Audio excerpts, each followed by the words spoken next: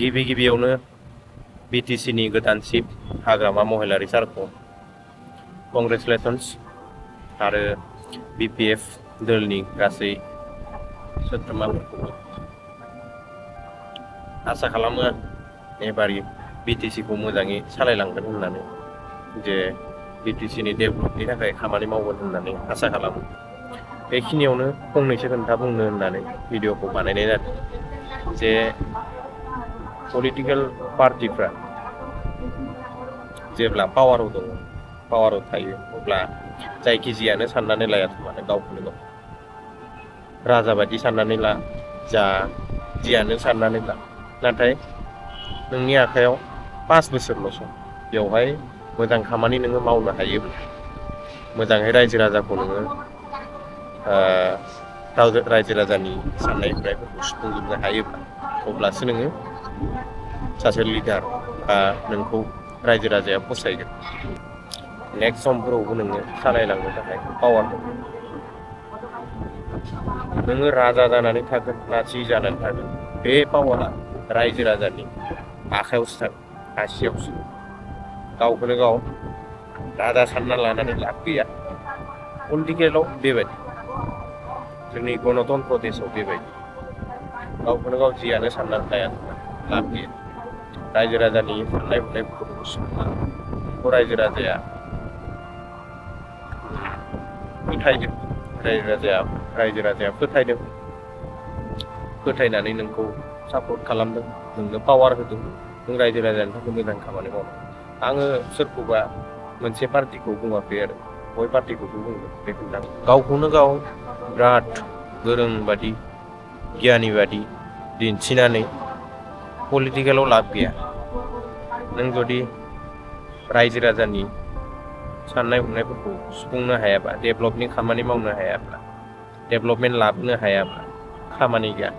Professor बायदि ससमा गाननानै गिदिर खोथा बुंनानैल' जेबो लाब गैया। रायजो राजानि नोङो दुखु सुखुखौ गोसोनि साननायखौ बुजिनांगौ आरो रायजो राजाफोरखौबो बेखौनो आं बुंगोन जे माब्लाबाबो गावनि अधिकारखौ बावनो नाङा गिनो नाङा। बे आखाइ थाइसेयाव नोंनाव अधिकार दङ जे नोङो सरकारखौ सायख'नो थाखाय नोङो पावारखौ होनो थाखाय जे सोर नोंनि जायगाखौ एरियाखौ रुल खालामगोन सोर सालायगोन बेनि पावारा आसि थाइसेयाव दङ। बावनो नाङा जानला मानलाखौ सायख'नो नाङा गावनि नोजोरजों नायनांगौ सोर डेभेलपमेन्ट खालामनो हादों सोर रायजो राजानि प्रब्लेमखौ बुजिनो हादों बेफोरखौ नायनानै सायख'नो नाङा।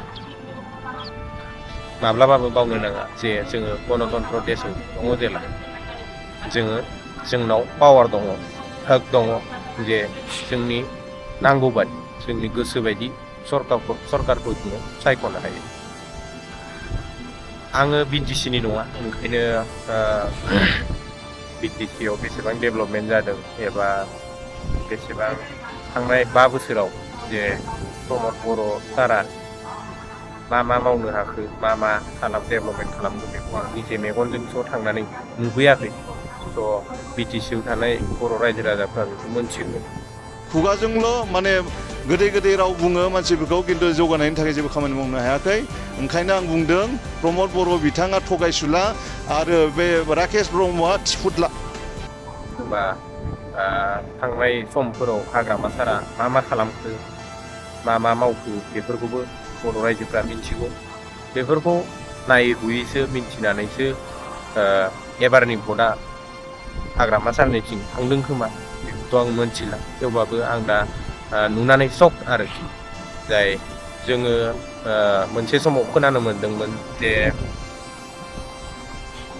प्रमद बर' सारखौ ओरैबादि मोजां मोनदोंमोन मानसिफ्रा BTCआव ओरैबादि माने प्रमद बर' प्रमसन ओरैबादि नांगोलखौ बिदाय खुलुम गाबै बिदाय होनाय बेफोरबायदि भिडिअफोर नुनो मोन्दोंमोन। नाथाय बे सोरबा सासे मोनसे पार्टिया एबा सासे लिडारा जेब्लासिम खामानि मावाखै जेब्लासिम बियो रुल खालामाखै अब्लासिम बेखौ हमदांनो हाया मोनथिया जे बियो मा खामानि मावनो हागोन मा हाया।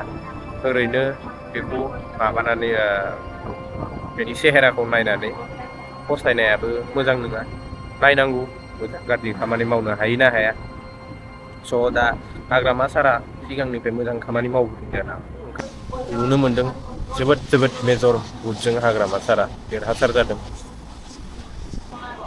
स' बेखिनिखौनो आङो बुंनो गोसो जाना दंमोन गोसो सिङाव बेखौनो बुंनो सानना दंमोन जे आङो निउसफोरखौ नुनानै सरकार सोलायनायखौ नुनानै जोबोद सक आरोखि आरो गोसोआवबो साननाय फैदोंमोन नंगौ जे सोरबा सरकारा जुदि इमान जियानो जायाथों इमान हाग्रामा प्रमद सारखौ नुयोब्ला बिराद गोरों गोरा बायदि बिराद डेभलपमेन्ट लाबोगोन बायदि बेफोरबायदि जोङो नुयोमोन ओमफ्राय दा सरकारा सोलायनायाव गम मोनबाय जे मानसिया बुङोल' खोमा खुगायावल' ओरैनो प्रफेसार बायदि खोन्थाफोरखौल' बुङोदां गियानि खोन्थाखौल' बुंनो हायो खोमा डेभलपमेन्ट खालामनो हायाखै खोमा बेफोरबायदि गोसोखौ साननाय फैबाय आरो बेखौनो स' आसा खालामफिनबाय जे हाग्रामा सारा आरो एबारै बिटिसिखौ डेभलपमेन्टआव लांफिनगोन होननानै बा रायजो राजानि बर' हारिनि थाखाय खामानि मावगोन होननानै बर' हारिनि गासै साननाय हनायफोरखौ जाफुंहोनो हागोन होननानै स' बेखौनो आसा फारिबाय आरो बेखौनो बुंबाय